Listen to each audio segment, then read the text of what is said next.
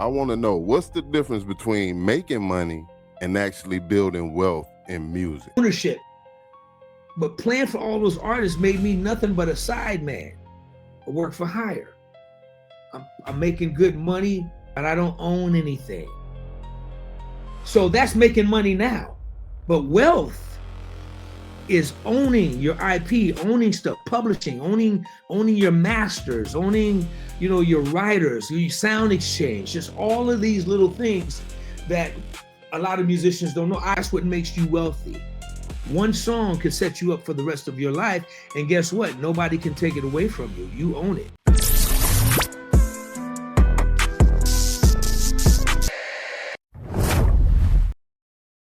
All right. We are back on Kaotic One-on-One today.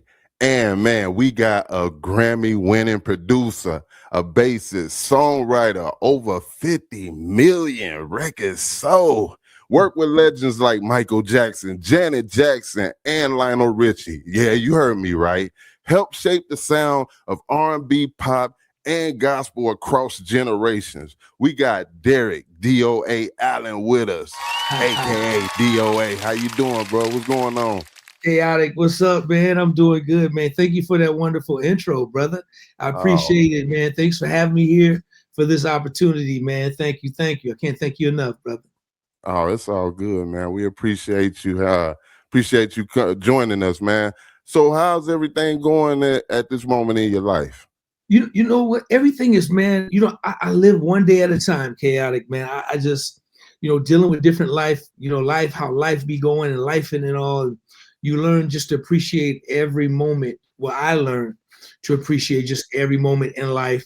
And I'm having a great time doing the things I'm doing, just with production and about the next step, which is the academy we'll get into. But things are going great, man. Extremely blessed, brother. No complaints. That's what's up, man. I love to hear that, man. You know what I'm saying? Anything a day above ground is always beautiful, But let's get into it. So you've worked with legends, like I said, like Michael Jackson, Janet Jackson, Lionel Richie, as well as Smokey Norfolk. Wow. What's something people would be shocked to know about that level of the industry? Well, I toured with Janet Jackson on her Rhythm Nation tour as a bassist, her biggest tour to this day. Actually, it's the #1 female debut tour in history to this day, right? Before that, I played with, my sister Karen White when she was on the Superwoman run and The Way You Love Me. Okay. And before that, I played with Troop. But after I did the Janet Jackson Rhythm Nation tour, man, it was crazy, Kaotic, because I was like, I'm playing with Janet. I can't go play with Michael. Michael got his band. So who am I going to play with next? So what happened was I got into songwriting and producing. Long story short, I got into songwriter with the dreams and aspirations of someday writing songs for artists, man. And, right after I got off tour, man, I took a lot of my money that I made and I invested in studio time trying to learn how to write and produce. Well, while I'm learning, I come up with this idea and I have this weird, strange dream in my mind that I have this idea for Bobby Brown that, if Bobby Brown hears this song, he's going to lose his mind. And you know what I'm saying, man, that dream, it was my wish list.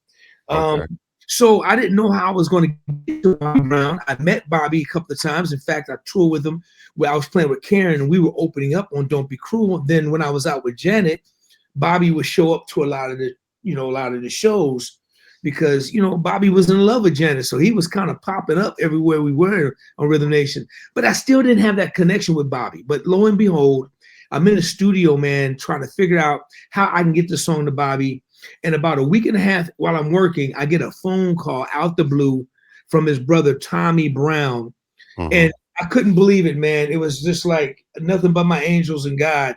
Tommy Brown is calling me, looking for me to go to Japan to play bass for Bobby Brown. I did that, of course. I let Bobby hear my song. He liked it. And man, next thing you know, a month and a half, 2 months later, I'm in the studio with Bobby Brown. In walks Whitney Houston. She's singing on the record. And so I got this couple of songs on Bobby Brown, and I'm moving this really fast, man. But from those two songs, that was on the Bobby album with Humping Around, Good Okay. Enough, Getaway. So one of the songs made the album, a record that I did called College Girl. That's on that album. Okay. And but that led me to a publishing deal with Michael Jackson. Michael Jackson I'll get signed in. me to a publishing deal directly. I was signed to Michael for 2 years. And that's when things really started to change for me, man. That right there. And then, just trickle down. Was still doing, playing with other artists. I was playing bass with TLC, writing songs for Michael and, getting songs placed. Then here comes Tyrese. I do Tyrese, song on Tyrese called Lately. That Oh, so you did. Oh man, come on, man. One of I my did Lately favorites.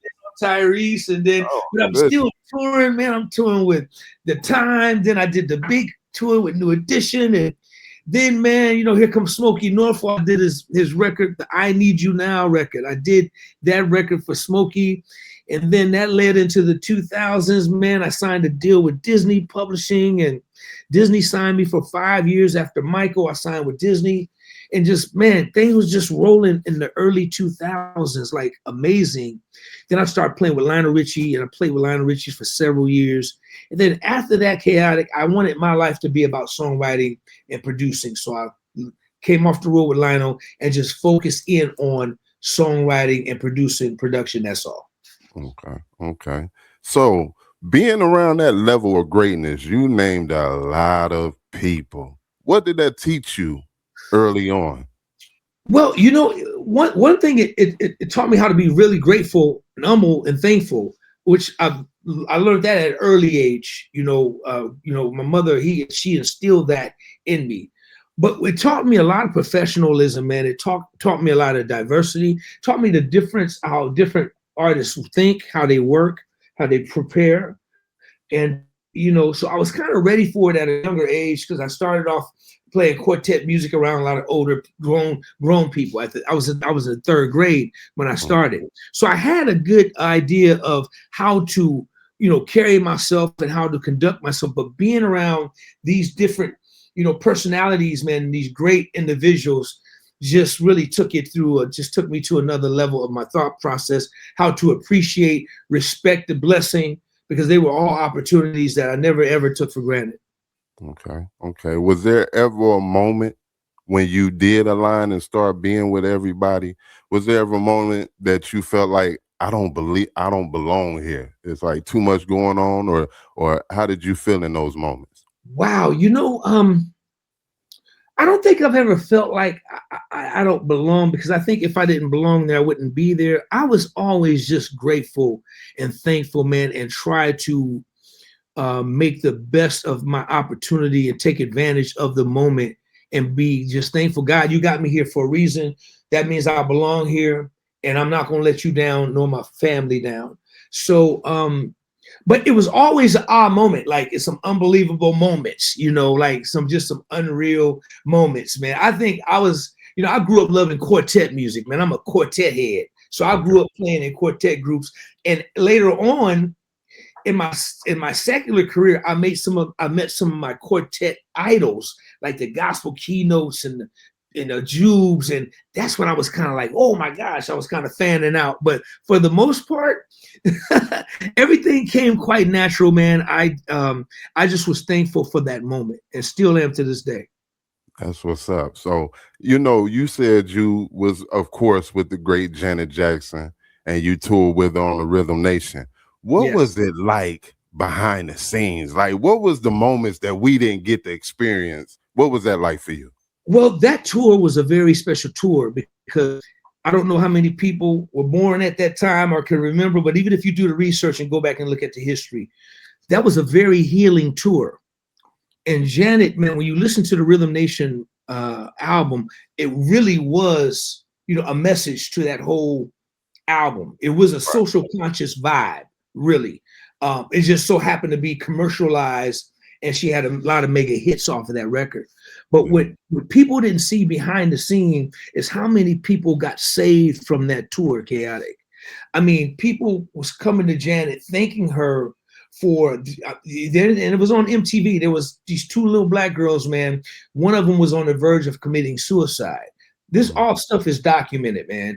And the Rhythm Nation album saved her life, man. We were blessed to play, man. Janet her heart was just so big, man. She was letting people come in that was paraplegic, and some people just had half of bodies. And it was just really amazing what we got to see off stage with that sister, man, because she was really incredible. That's why she ain't stopping to this day. That's why she's still doing her thing. But we saw a lot of healing that people didn't see. People getting saved, people staying in school, going to college. And we saw a lot of that, man. It was incredible. That's beautiful, man. You also mentioned that you toured with Lionel Richie. Yeah. What separates somebody like Lionel from today's artists? Oh, man. Wow. Hit records, man. Mega hit records that's going to live, you know, until my kids are gone. I mean, those records are going to live forever. You know, Lionel, you know, is just international big. I've never worked with a bigger international artist than Mr. Richie. I mean, playing with Lionel took me to a lot of places, man, that I could have never, ever imagined. And because of his hit records, he has records, man, that's going to live forever. And I think that separates you, you know, from just, you know, versus not having hits or just having mediocre hits. Lionel has records that's been living over 50 plus years already. So, you know, that would be my one answer. Okay. So DOA, man, come on. You got to give me one tour moment that you'll never forget. Oh, man, there's a lot of them, man. I just tell you this, man. Out of everybody I've toured with, and I've toured with I'm blessed to be able to tour with some amazing people. But one of my first real tours, Kaotic, was with the group Troop. Okay. When they first started, right? And man, when we first started that tour, we were making very little money. Troop was they just had to hit Mamacita, just came out. And these boys, man, I never had that. That's the best tour I've ever been on. And we didn't have nothing, but we had a bus that was breaking down that slept 6 people, and we had 13 people on the bus. And man, I could tell you moments, man, I can't tell them on the air, bro. We had to have a sidebar conversation. But when I tell you, man, those guys were like rock stars. That's the most fun I've ever had to this day. To this day was true. You know, those brothers are still my brothers, and I love them. You know, rest in peace, Reggie. But I love all of them brothers to this day. The most fun I've ever had on a tour. We were making no money. We were opening up for, like, you know, Keith Sweat, Rob Bass, a bunch of people, Kid and Play. But man, them boys was dancing so hard, man. And then they became these big R&B stars a little later, man. But that was the tour for me. And I could write a book on that tour, but it would have to be, you know, for members only. Man, that's a funny one. So, you know, you have been around some top tier people like Troop and watching them develop to the mega group that they became. Sure. Now, be honest with me. Is the music industry better now, or was it better back then when you came in and was doing it with Troop and all that? Wow. That's a good question, man. And it's a very loaded question, because I think the opportunity was better. Hands down, the survival, the money, the tours. You know, back then we go on tour for 6, 7, 8, 9 months. Right. You understand what I'm saying? Janet's tour, we was out there for like 1.5 years. You know, there's been tours that, you know, went like, 2 years, 2.5 years. To this day, right now, that doesn't exist. And, you know, there were long bus tours. So one thing is my prayer is that I hope that it gets back to that for a lot of the young brothers and sisters that are doing it today, that they can experience that kind of experience, man. It's nothing like going on a tour, man, and you got 10, 15 buses caravanning down the highway, man, and 20 trucks, and everybody, you got different 5 or 6 different artists, and everybody just loving on each other. The money was absolutely incredible. I can't say that now. I can't say that, but I know when we were doing it, the money was unbelievable. The opportunities were unbelievable. Now, I think the convenience of being in the industry is better now.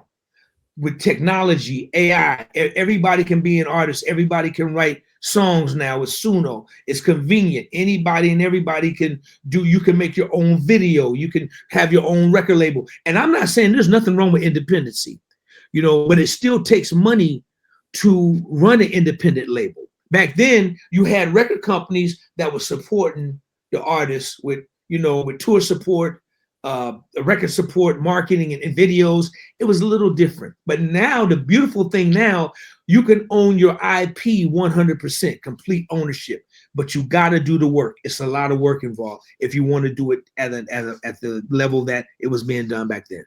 Man, that's wild. That's wild right there. Well, that's dope. So I want to know, what's the difference between making money and actually building wealth in music? Wow. Ownership. The reason why I came off touring was because, yeah, man, I played with Janet. I played with all these people, New Edition, Time, Bobby Brown for years, Lionel Richie for years. But playing for all those artists made me nothing but a side man, a work for hire. I'm making good money. They're taking care of me, but I don't own anything. Right. I'm a side man. They can fire me when they get ready to. They can fire the whole band. If God forbid something happens to the artist and they don't tour no more or they pass away, you're looking for work, right? So that's making money now. But wealth is owning your IP, owning stuff, publishing, owning your masters, owning, your writers, your sound exchange, just all of these little things that a lot of musicians don't know. I advise every musician out there to write, get on a DAW, get on Logic, Pro Tools, Suno, whatever, write music, ownership. That's what makes you wealthy. One song could set you up for the rest of your life. And guess what? Nobody can take it away from you. You own it. That's facts. That is exactly facts. Let's talk about DOA Academy. Can we talk sir. about that a little bit? Absolutely, so yes. Let your boy know, why was it important for you to create DOA Academy of the Arts? Man, very important. So just so let everybody know, my DOA Academy is an academy that I've been working on for almost going on 4 years. And God put it in my heart to build an academy here in my community, build it in the neighborhood that I was raised up in, the underserved community. But the academy is definitely far from underserved. I mean, we have some important people there, but I wanted to give back to these kids, man. And so, when I grew up, we had music in elementary schools, we had music in junior high and high schools and so on. A lot of that stuff has been taken away. So, it's been in my heart. And now I'm on to the next step now. So The academy, the production is starting to move to the side, I'm starting to, go to the next chapter, close the book on the production side and focus on the academy. It's important, man, for me to always be able to pay all my blessings forward. Mm-hmm. So it's important for me, man, that everything I have and everything that God has given to me, I'm going to give it with these kids. This is why the DOA Academy. And the DOA Academy, the way it's set up super special, man, with the instructors and what we're doing with the curriculum and the things, the ideas and the things we're planning right now. So it's basically to give everything back to these kids, man, to plant the seeds. Okay. So what do you feel like kids are not being taught today that they truly need? Well, when it comes to, first of all, man, I think one of the things that I'm most proud of about the academy is not only going to be dealing with the entertainment, the music, but it's going to be dealing with their health, their wellness. It's going to be gang prevention after school program. It's going to be a drug prevention after school. It's going to give these kids something to look forward to other than getting off into something else. You understand what I'm saying? And you know, the kids, man, they're creative. Everybody wants to make beats and make rhythm and make music and, you know, work with AI and work with Suno. They don't have the opportunity. The opportunity is slim and none. So I think, you know, you're opening a door to where these kids, the beautiful thing about the Kaotic is, like, imagine like sending your child to a school and their bass teacher, you know, is the bass teacher that plays with Usher, or plays the musical director for Janet Jackson. You know, at my academy, when you go to my academy, you get to meet the instructors, and all the instructors are guys that are doing it real time right now in the industry, that's going to be working with your children, you know, working with your kids. So they're going to have a one, man, I wish with the guy when I was younger, you know, I was a Verdine White fan from Earth and Fire and the Stanley Clarke. I wish I could have went to a music school and Verdine was my teacher back then. I would have never dropped out, you know what I'm saying? Instead, man, I was going to some old big fat dude. It's like I was bored, you know, smoking cigarettes and blowing, and so I couldn't do it. But, but the academy, man, when you go to the website, you will be able to really kind of see what it's all about. Some of the opportunities that we're going to be preparing. It's a after school program, and we will be doing Saturdays as well. Okay, so what kind of student should be looking into the program? I think, you know, I think the students who have the desire to create, who's really totally into the arts. I mean, we're teaching film and television. You know, right now kids are making videos on their phone. You know what I'm saying? And making production, making beats on their phone. We're teaching production. We're teaching vocal training. If you're aspiring to understand how to sing, how to ear training, we're teaching that. You know, of course, bass, drums, guitar, brass, all of those things. So if you're aspiring to, and then you never know, you know, when you graduate the academy, you know, your desire may be to go to the next level. So you're going to be well prepared on how to tour, you know, how to prep yourself, how to act. Like some of the questions you've asked me, they will be, those answers will be fulfilled to these children, on how to carry yourself, how not to carry yourself, you know, how to be ready for a call time, how to do in a sound check if you desire, or if you're trying to create movies. I got great big movie directors, award-winning movie directors that's going to be working with kids. So, and how to make movies, you know, in the industry part of it. So we're teaching it all. We're giving everything to these kids. And DOA sounds amazing. You know, I wish I could have went when I was into music real heavy. It would have been something that was seriously needed, but it also sounds fun. And like you said, to be working with people who are actually hands-on is beautiful. So, absolutely, man, hats off to you for that one right there. Like I said, man, I'm giving basically everything, every number I got in my cell phone, my Rolodex, my whatever, my black book. I'm giving everything I got in my room, my studio. I'm giving it back to these kids, man. That's my goal. And the ultimate goal is we're going to have the end game is to open up 5 academies across the U.S. Okay. That's the end game. That's what's up. That's what's up. Yeah. So here's a funny story, right? So not too long ago, I was on my site where I get a lot of my music for that I play on air. And I came across Karen White's new song, You're Gonna Want Me Back, right? And I was like, well, damn, is that the new Karen? I said, is it new? So I downloaded it, immediately put it in the rotation and started playing it on my show. Come to find out, Mr. Man right here is part of it. Now, how did that come together with Karen White? Wow, that's a great question. Well, you know, so Karen, I started playing bass. Karen hired me in 1988, like I said, as her bass player.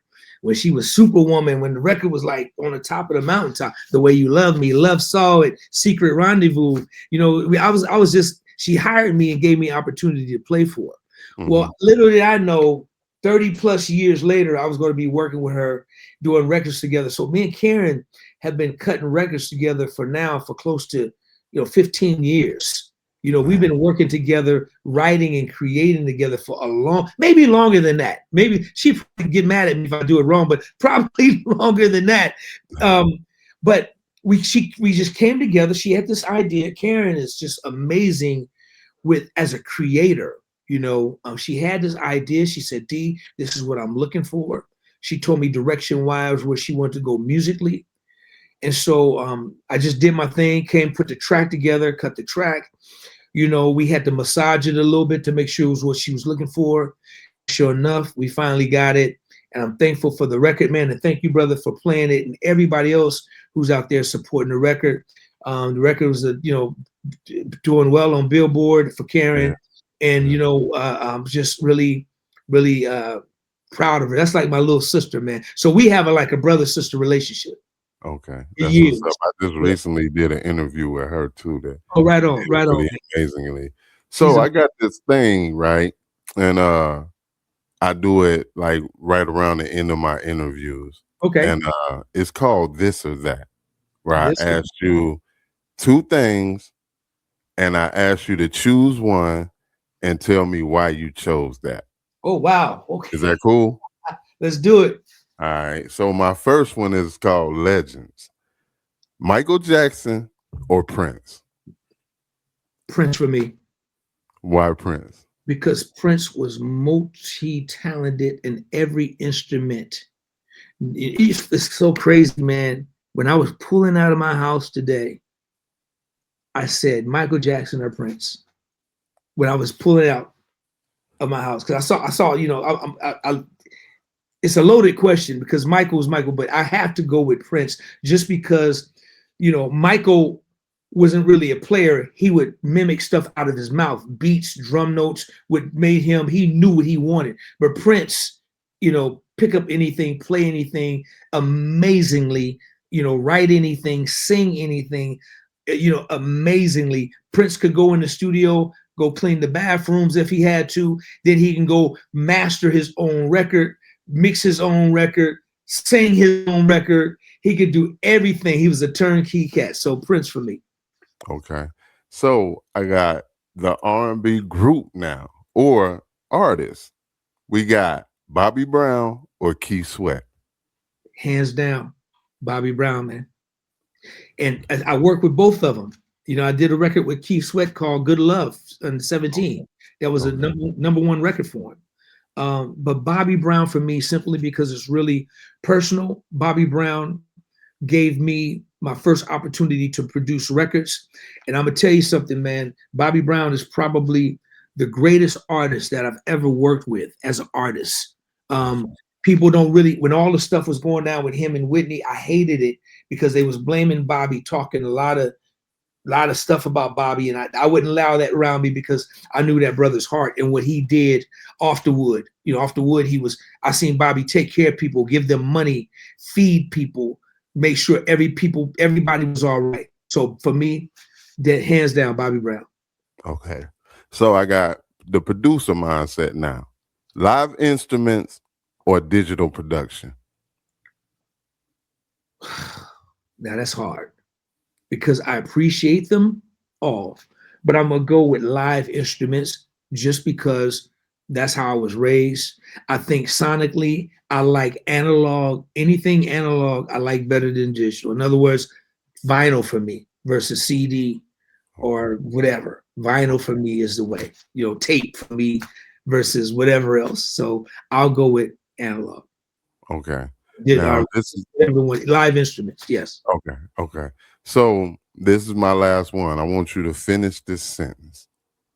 One thing that I want people to always remember about me is I love my mama to death. And we all do. That's so simple right there. So when it's all said and done, what do you want your legacy to be? I want my legacy to be that, which is I work towards every day, is that, you know, I'm an easy read, I'm approachable. I want people to know I will do anything that I can. I don't want people to feel that they can't come to me and talk to me or ask me a question or even ask me for help. It's a commitment that I made to my mother and God that, you know, I made my mother made me promise that if I become successful in my goals, and trust me, Kaotic, I had two small goals. My goals were very, very small. They were a young age. She always made me promise that I would always help the next person and try not to overlook anybody. And so I live for that every day as much as I can, much as possible. That's beautiful. What advice would you give to the up and comers that's coming into the industry now?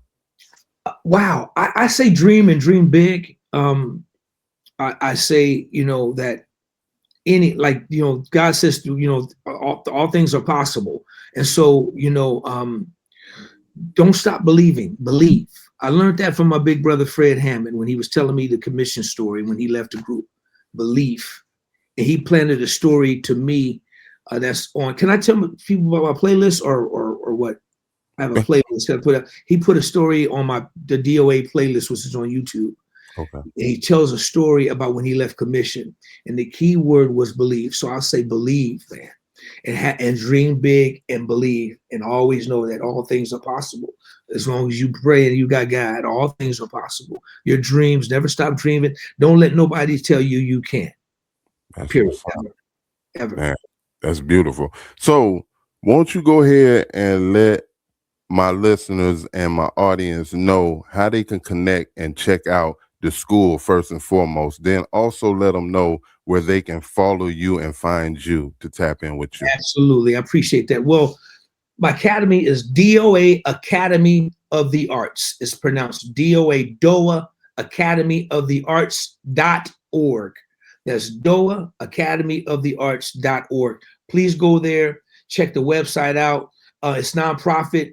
If you feel like donating, that'd be fine. That'd be great. You can go take a tour of check out what's being built out. The studio's being built out right now, the rooms and the different things we offer. There's a mission statement. Please go check the website out. Join, keeping track with us. Once again, DOA Academy of the Arts.org. I'm on Instagram at DOA Allen. Instagram at DOA Allen. You find me there. And go to my playlist. I have the DOA playlist on YouTube. There, I get a chance to just do like this. I'm on the other side of where I'm sitting in, Kaotic's chair where he's, interviewing. I'm that guy right there. So I get to talk to some very interesting people and have cool conversations. So the DOA playlist on YouTube, please check it out. That's what's up. Yeah, so once again, man, y'all make sure that y'all tap in with DOA. Go check the school out. This is something that you might want to get your kids into, see about. It's very positive. We got a lot of influential situations where kids are going into the industry and they need to know everything that they possibly can. So make sure that y'all tap in. Check out the playlist as well. YouTube. I'm going to take my own advice. I'm checking it out as well. So y'all better make sure y'all do. DOA, man, I appreciate you, man, for sitting down with me on Kaotic 101 today. Kaotic. Anytime that you got anything you want to talk about, just reach out. We'll make it happen, man. Thank you, man. Thank you for the opportunity, man. I appreciate you and all your fans and your listeners. Thank y'all very much, man. And God bless y'all, man. Be blessed out here. That's what's up, man. And on that note, I'm Kaotic One, and this is Derek DOA Allen. Holla back. Right on.